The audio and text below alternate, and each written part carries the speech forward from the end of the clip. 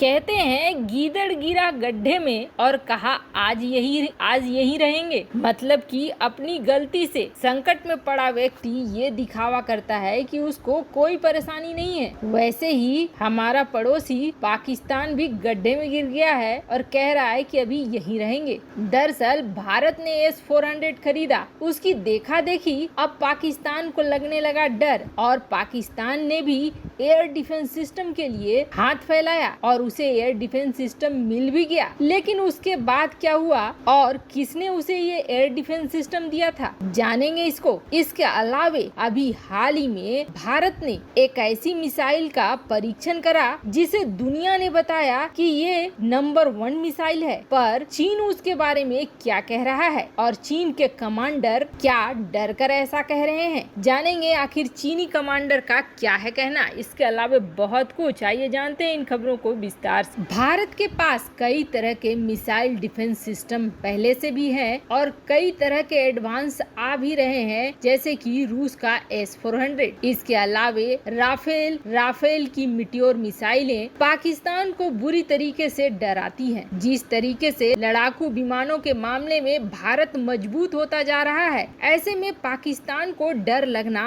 तो बिल्कुल जरूरी है। वहीं दूसरी तरफ लगातार भारत नई मिसाइलों का परीक्षण करता जा रहा है और जैसे जैसे भारत ये परीक्षण कर रहा है वैसे वैसे पाकिस्तान की धड़कन बढ़ती जा रही है और अब पाकिस्तान छोड़िए चीन की भी धड़कन उसी तरीके से बढ़ रही है। पर पाकिस्तान ने क्या कहा, पाकिस्तान ने क्या किया, अपने आका को ये कहा कि हमें भी कुछ दे दो जो हमें इन मिसाइलों से बचाए। अब इसी साल मार्च के महीने में चीन ने पाकिस्तान को एक एयर डिफेंस सिस्टम दिया। चाइना की तरफ से बनाया गया ये low to medium altitude air defence system, जिसका नाम था लोमार्स LY-80, 12 मार्च को मिला और बड़ी हंसी खुशी पाकिस्तान ने इसे अपनी सेना में शामिल भी कर लिया। लेकिन और ढोल बाजे बजाकर दुनिया को ये बताकर कि हमारे पास एयर डिफेंस सिस्टम आ गया। लेकिन अब ये कहानी निकल कर आ रही है कि चीन ने जो मिसाइलें दी है वो मिसाइलें तो काम ही नहीं कर रही है। फिर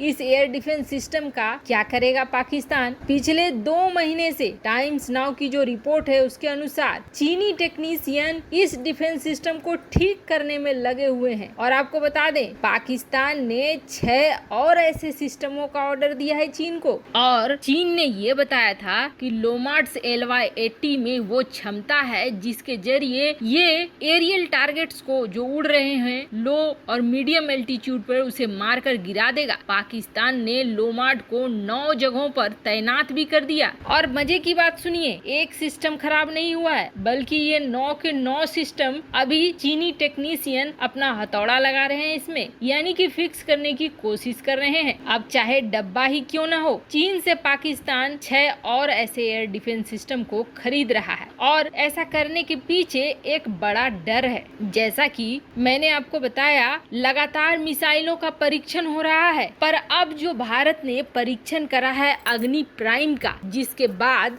दुनिया इस मिसाइल के खूबियों की न सिर्फ कायल हो गई है बल्कि भारत का पोल भी खोल दिया है दुनिया ने। अमेरिकी थिंक टैंक ये कह रही है कि इस मिसाइल के जैसा खतरनाक मिसाइल नहीं है। भारत जो मिसाइल दिखा रहा है और जितनी रेंज बता रहा है उससे कहीं गुना ज्यादा इसकी क्षमता है और इसके लिए उन्होंने बाकायदा सबूत भी दिया। आपको बता दे भारत ने अग्नि प्राइम की रेंज बताया है 1000 से 2000 किलोमीटर और इस मिसाइल की खासियत ये है कि इसे कहीं भी ले जाने ले आने के लिए आराम से ट्रक्स का इस्तेमाल किया जा सकता है, रेल का इस्तेमाल किया जा सकता है, तो कहीं भी इसे तैनात किया जा सकेगा। अब इससे डरेंगे कौन? एक है पाकिस्तान और दूसरा है चीन। अग्नि 5 जिसकी रेंज 8000 किलोमीटर तक है, ये चीन के हर जगह पर निशाना बना सकती है और अग्नि प्राइम वैसे तो चीन की बीजिंग या संघाई तक नहीं पहुंचेगी, लेकिन इंडो पैसिफिक इलाके में अगर कोई भी शिप घुसने की कोशिश करेगा तो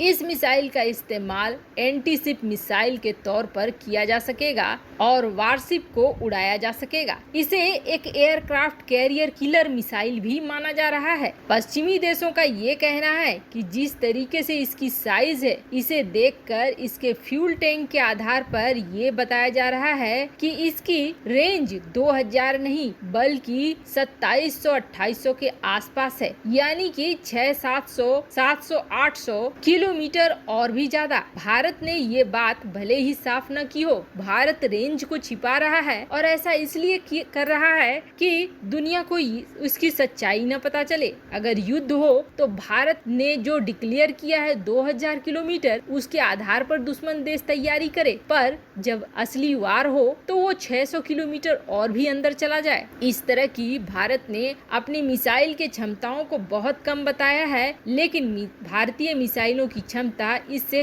कई गुना ज्यादा अधिक है। खैर, ये तो पश्चिमी जगत के एक्सपर्ट कह रहे हैं और ये चीन और पाकिस्तान का डर है, लेकिन चीनी कमांडर क्या कह रहा है? देखो, चीन की एक मिसाइल है DF-26D और इसे चीन ये कहता है कि ये दुनिया का पहला एंटी शिप बैलिस्टिक मिसाइल है जिसकी रेंज है 1800 किलोमीटर और इसका इस्तेमाल चीन करेगा किसी भी वारशिप को तबाह करने के लिए। और ये परमाणु हेड न्यूक्लियर कैपेबल मिसाइल है, परमाणु वारहेड को ले जा सकती है। इन मिसाइलों को लेकर कथित तौर पर चीन ने कई बार युद्धाभ्यास भी किया हुआ है और उन्होंने ये कहा है कि दक्षिण चीन सागर में हमने इन मिसाइलों का इस्तेमाल करके शिप को उड़ा दिया है। साधारण तौर पर कहें कि ये मिसाइल जिस तरह के फीचर बता रहा है चीन, ये मिसाइल में कितना दम है ये कहना मुश्किल है, लेकिन जिस तरह के फीचर बता रहा है चीन उससे ही मिलता जुलता अग्नि प्राइम का भी फीचर है, जिसके बाद चीन में डर पैदा होना शुरू हो गया है। अब उसके सेना प्रवक्ता के बयान से आप देख सकते हैं कि चीन कितना डरा हुआ है। दरअसल चीनी सेना के प्रवक्ता हैं सोंग जोंगपिंग, ये पहले PLA के इंस्ट्रक्टर भी रह चुके हैं। उन्होंने कहा है कि अग्नि प्राइम ने तो अभी